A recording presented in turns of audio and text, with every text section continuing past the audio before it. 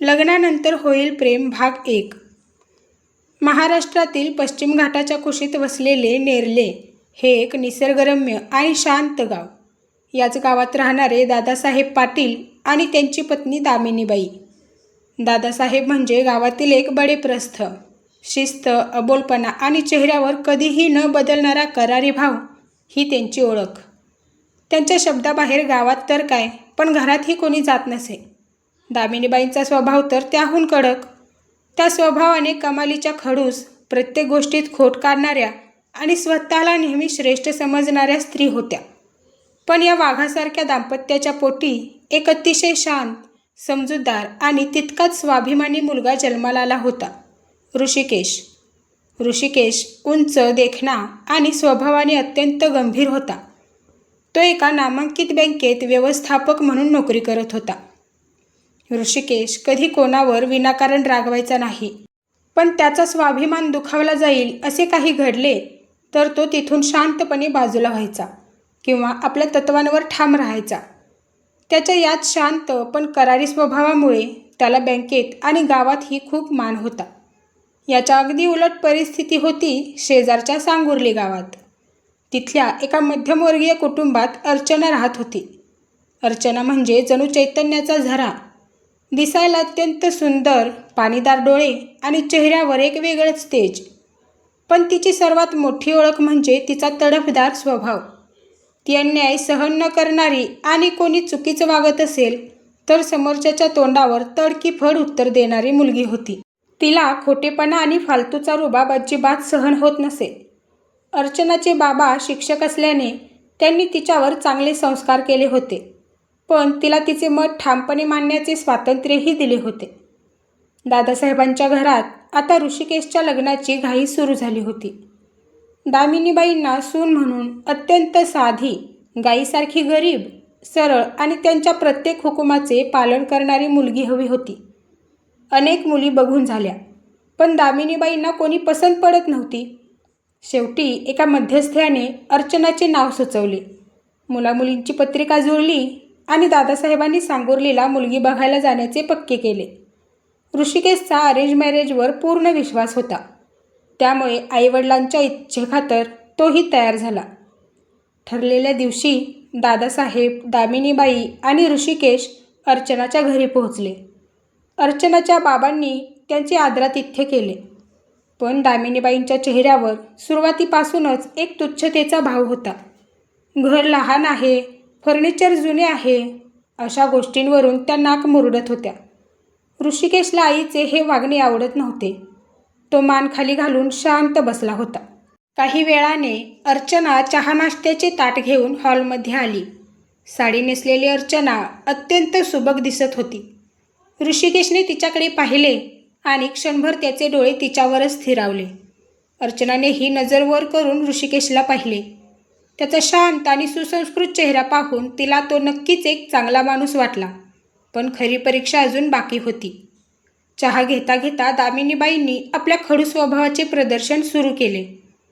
त्या म्हणाल्या, "बघा, आमचा मुलगा 1 क्लास ऑफिसर आहे, घराणं मोठं आहे. आम्हाला सून अशी पाहिजे जी घरातल्या मोठ्यांचा मान राखेल, आम्ही सांगू तसं वागेल. हल्लीच्या मुलींना फार पंख फुटलेत, ते आमच्या घरात चालणार नाही." अर्चनाच्या बाबांनी नम्रपणे मान डोलावली, पण दामिनीबाई तिथेच थांबल्या नाहीत. त्यांनी नाश्त्याच्या प्लेटमधील पोह्यांचा एक चमचा तोंडात टाकला आणि तोंड वेडवाकडं करत म्हणाल्या, "अहो, हे काय? पोह्यांमध्ये मीठ किती कमी आहे आणि चव तर अगदीच बेचव. मुलीला स्वयंपाक नीट शिकवला नाही का तुम्ही? लग्न करून आमच्या घरी आल्यावर असे पोहे दिले तर दादासाहेब ताट फेकून मारतील." दामिनीबाईंच्या या टोमण्याने अर्चनाच्या आईबाबांचे चेहरे पडले. ऋषिकेशलाही आईचा हा उद्धटपणा खटकला. तो म्हणाला, "आई, पोहे छान झालेत, मीठ बरोबर आहे." पण दामिनीबाईंनी त्याला डोळे वटारून शांत केले.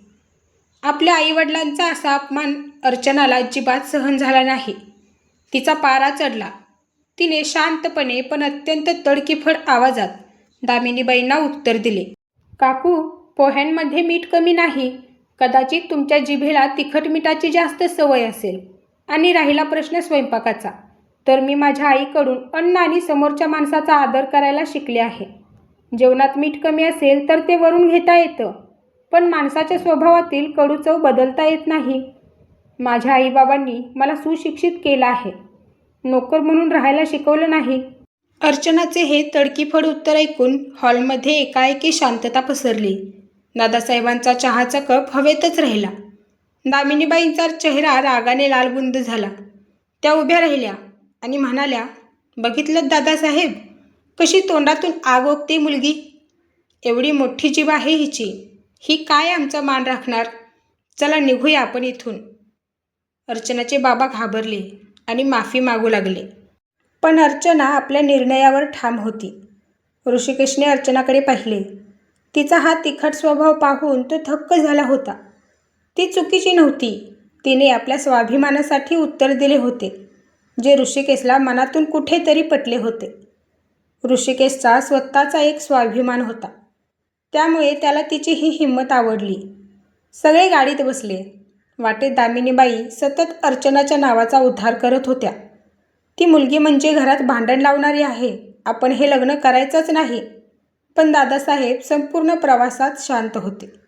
घरी आल्यावर दादासाहेबांनी आपला अंतिम निर्णय सुनावला. ते दामिनीबाईंना म्हणाले, दामिनी, मुलगी तिखट आहे पण खरी आहे. आजकालच्या मुली नवऱ्याच्या पैशावर डोळा ठेवून होला हो म्हणतात, पण हिने स्वतःच्या बापाच्या स्वाभिमानासाठी तोंड उघडले. ऋषिकेश शांत आहे, त्याला सांभाळायला अशीच तडफदार मुलगी पाहिजे. लग्न होईल तर याच मुलीशी. दादासाहेबांच्या या अनपेक्षित आणि अंतिम निर्णयामुळे दामिनीबाईंचा चेहरा पुरता उतरला. त्यांनी ऋषिकेशकडे मदतीच्या आशेने पाहिले, पण ऋषिकेशनेही शांतपणे आपली संमती दर्शवली. दुसऱ्याच दिवशी पाटील परिवाराकडून लग्नाचा होकार सांगुर्लीला पोहोचला. लग्नाच्या घरी आनंदाचे वातावरण पसरले असले तरी अर्चनाच्या मनात मात्र विचारांचे काहूर माजले होते. तिला माहीत होते की तिची होणारी सासू अत्यंत कडक आणि खडूस स्वभावाची आहे आणि अशा घरात स्वतःचा स्वाभिमान टिकवून संसार करणे सोपे नव्हते. ऋषिकेशचा शांत चेहरा आठवून तिने मनाशी एकच निश्चय केला की ती कधीही विनाकारण कोणाचा अपमान करणार नाही. पण जर कोणी तिच्या आत्मसन्मानाला धक्का लावला तर ती गप्पही बसणार नाही. तिकडे नेरले गावात दामिनीबाईंनी मनोमन ठरवून टाकले होते की लग्नानंतर घरात पाऊल ठेवताच या तिखट सुनेचे पंख कसे छाटायचे आणि तिची मिजाज कशी जिरवायची. लग्नाची तारीख ठरली आणि दोन्ही गावांमध्ये लगबग सुरू झाली. दादासाहेबांच्या प्रतिष्ठेला साजेसा असा मोठा लग्न सोहळा आयोजित करण्यात आला. हळद, संगीत अशा सर्व विधी पार पडल्या. पण या सगळ्या गडबडीत ऋषिकेश आणि अर्चनाला एकमेकांशी एकांतात बोलण्याची संधीच मिळाली नाही. ऋषिकेश आपल्या शांत स्वभावाप्रमाणे सर्व जबाबदाऱ्या पार पाडत होता, तर अर्चना आपल्या मैत्रिणींच्या गराड्यात असूनही तिचे लक्ष ऋषिकेशच्या वागण्याकडे होते. तिचा स्वाभिमान आणि ऋषिकेशचा संयम यांचा एक अनोखा मिलाप होणार होता. लग्नाचा तो शुभ मुहूर्त उजाडला आणि पहाटेपासूनच मंगल कार्यालयात कमालीची धावपळ सुरू झाली. सनईचे सूर वातावरणात घुमत होते. पण या गोड सुरांच्या मागे दामिनीबाईंच्या मनात मात्र कटकारस्थानाचे विखारी चक्र फिरत होते.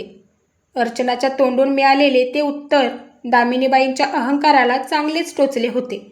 त्यामुळे हे लग्न शेवटच्या क्षणी कसं मोडता येईल यासाठी त्यांची धडपड सुरू होती. त्यांनी ठरवले की ऐन मुहूर्तावर काहीतरी मोठा गोंधळ घालायचा, जेणेकरून दादासाहेबांनाही नाईलाजाने हे लग्न मोडणे भाग पडेल. दामिनीबाईंनी अतिशय हुशारीने एक चाल खेळली. त्यांनी लग्न लावण्यासाठी आलेल्या मुख्य भटजींना गुपचूप बाजूला बोलावले.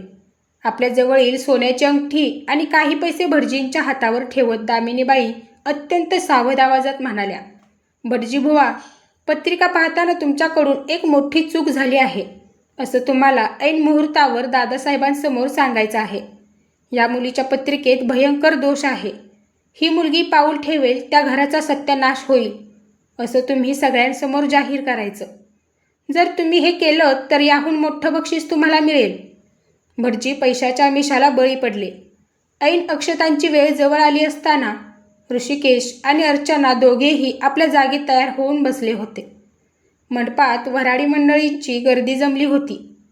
तितक्यात भटजींनी अचानक पूजा थांबवली आणि गंभीर चेहऱ्याने घोषणा केली, थांबा, हे लग्न होऊ शकत नाही. माझ्याकडून पत्रिकेचे सूक्ष्म निरीक्षण करताना मोठी घोडचूक झाली आहे. या वधूच्या पत्रिकेत अत्यंत घातक दोष आहे. जर हे लग्न झाले तर पाटील घराण्यावर खूप मोठे संकट येईल. मुलाच्या जीवालाही धोका निर्माण होऊ शकतो. भटजींचे हे शब्द ऐकताच संपूर्ण लग्नघरात जणू वीज कोसळली. अर्चनाच्या आईबाबांच्या पायाखालची जमीनच सरकली. तिच्या बाबांनी भटजींचे पाय धरले. असं म्हणू नका भटजी, आम्ही सर्व विधी करायला तयार आहोत, पण लग्न मोडू नका. दामिनीबाईंनी लगेचच नाटकाचा पुढचा अंक सुरू केला. त्या छाती पिटत म्हणाल्या, बघितलं दादासाहेब, मी आधीच सांगितलं होतं की ही मुलगी आपल्या घरासाठी अपशकुनी आहे. बघा तिच्या तोंडाचा तिखटपणा आणि हा पत्रिकेचा दोष. माझ्या एकुलत्या एक मुलाचा जीव मी धोक्यात घालू देणार नाही. हे लग्न आत्ताच्या आत्ता थांबवा. मंडपात कुजबूज सुरू झाली. अर्चनाच्या डोळ्यात अश्रू आले, पण त्या अश्रूंमागे तिची तडफदार वृत्ती जागी झाली. ती उभी राहिली आणि थेट भटजींच्या समोर गेली. तिने भटजींच्या चेहऱ्यावरील भीती आणि बदललेले भाव अचूक ओळखले होते. ती अत्यंत करारी आवाजात म्हणाली, भटजी बुवा, 2 दिवसांपूर्वी याच पत्रिकेला उत्तम म्हणणारे तुम्ही आज अचानक बदललात. देव आणि धर्माच्या नावावर खोटं बोलताना तुम्हाला पाप नाही वाटत? कुणाच्या सांगण्यावरून तुम्ही माझ्या आयुष्याशी खेळत आहात? अर्चनाचा हा रोख थेट दामिनीबाईंकडे होता. दामिनीबाई घाबरल्या आणि म्हणाल्या, काय बोलतेस तू? उलट चोर कोतवाल आणते. पण तितक्यात ऋषिकेश, जो इतका वेळ शांतपणे सर्व पाहत होता, तो उभा राहिला. त्याने भटजींच्या टोळ्यात पाहिले. ऋषिकेशचा स्वाभिमान अशा खोटेपणाला थारा देणारा नव्हता. तो अत्यंत शांत पण वज्रसारख्या कडक आवाजात भटजींना म्हणाला, भटजी, जर तुम्ही एका मिनिटात खरं काय ते बोलला नाही तर मी पोलीस स्टेशनला फोन करतोय. अंधश्रद्धा पसरवणे आणि खोटे आरोप करणे या गुन्ह्याखाली तुम्हाला आत्ताच्या आत्ता आत टाकायला लावतो. ऋषिकेशचा तो करारी अवतार आणि पोलिसांचे नाव ऐकून भटजींचे अवसान गळाले. ते थरथर कापू लागले आणि त्यांनी थेट दादासाहेबांचे पाय धरले. भटजी रडत म्हणाले, दादासाहेब, मला माफ करा. पत्रिकेत कोणताही दोष नाही. मला दामिनीबाईंनी ही सोन्याची अंगठी आणि पैसे देऊन हे खोटं बोलायला लावलं होतं. भटजींनी दामिनीबाईंनी दिलेली अंगठी बाहेर काढली. ते पाहताच दादासाहेबांचा चेहरा क्रोधाने लाल झाला. त्यांनी दामिनीबाईंकडे अशा एका नजरेने पाहिले की दामिनीबाईंची बोलायची हिंमतच झाली नाही. दादासाहेब गरजले, दामिनी, तुझी ही लायकी? स्वतःच्या मुलाच्या लग्नात एवढं नीच कृत्य केलंस? तुझा हिशोब मी घरी गेल्यावरच करेन. भटजी, गुपचूप पूजा सुरू करा, नाहीतर गाठ माझ्याशी आहे. सर्व अडथळे दूर झाले आणि अखेर लग्नाचा अंतिम विधी सुरू झाला. त्या क्षणी ऋषिकेश आणि अर्चना यांच्या मनाची अवस्था अत्यंत गुंतागुंतीची आणि अकालनीय होती. अर्चनाचे मन एका बाजूने अत्यंत कृतज्ञ होते. ज्या ऋषिकेशशी तिचे लग्न होत होते त्याने ऐनवेळी तिच्या आणि तिच्या कुटुंबाच्या स्वाभिमानाचे रक्षण केले होते.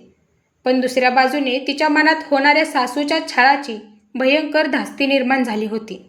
लग्न होण्यापूर्वीच जी स्त्री एवढं मोठं कारस्थान रचू शकते, ती घरात पाऊल ठेवल्यावर काय करेल या विचाराने तिचे अंतःकरण भीतीने थरथरत होते. दुसरीकडे ऋषिकेशच्या मनात ही विचारांचे मोठे वादळ उठले होते.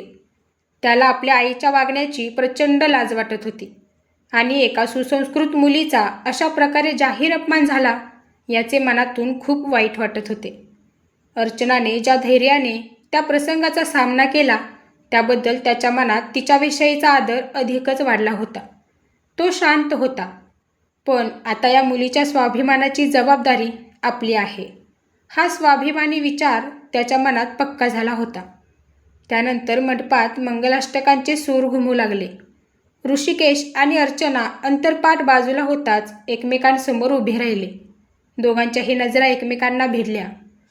एकाच्या नजरेत शांत संयम आणि आश्वासन होते, तर दुसऱ्याच्या नजरेत तडफदारपणा आणि भविष्याची धास्ती होती. शुभमंगल सावधान हा शब्द उच्चारला गेला आणि दोघांनी एकमेकांच्या गळ्यात वरमाळा घातली. वऱ्हाडी मंडळींनी अक्षतांचा वर्षाव केला. भटजींनी मंत्रोच्चारांच्या घोषात अग्निदेवाच्या साक्षीने सप्तपदीचे विधी सुरू केले. ऋषिकेश पुढे चालत होता आणि अर्चना त्याच्या पावलावर पाऊल ठेवत 7 फेरे पूर्ण करत होती. प्रत्येक फेऱ्यासोबत त्यांच्या नशिबाचे बंध अधिक घट्ट होत गेले. ऋषिकेशने अर्चनाच्या कपाळावर सिंदूर भरला आणि तिच्या गळ्यात काळ्या मण्यांचे मंगळसूत्र बांधले. मंगळसूत्राच्या प्रत्येक मण्यासोबत अर्चना आता अधिकृतपणे पाटील घराण्याची सून आणि ऋषिकेशची अर्धांगिनी झाली होती. लग्न तर लागले होते, अक्षता पडल्या होत्या, पण हा दोन विरोधी स्वभावांचा संसार असा पुढे जाणार आणि या लग्नानंतर त्यांच्यात प्रेम कसे फुलणार याचे पहिले पाऊल आता नेर्ले गावातील पाटीलवाड्याच्या उंबरठ्यावर पडणार होते. पुढे दामिनीबाई लग्नानंतर आता घरी आल्यावर काय गोंधळ घालतात ते पाहण्यासाठी पुढील भाग नक्की बघा आणि त्यासाठी आत्ताच माझ्या चॅनलला सबस्क्राईब करा आणि बेल आयकॉन नक्की दाबा, जेणेकरून तुमच्यापर्यंत माझे व्हिडिओ सहजपणे पोहोचतील. भेटूया पुढील भागात.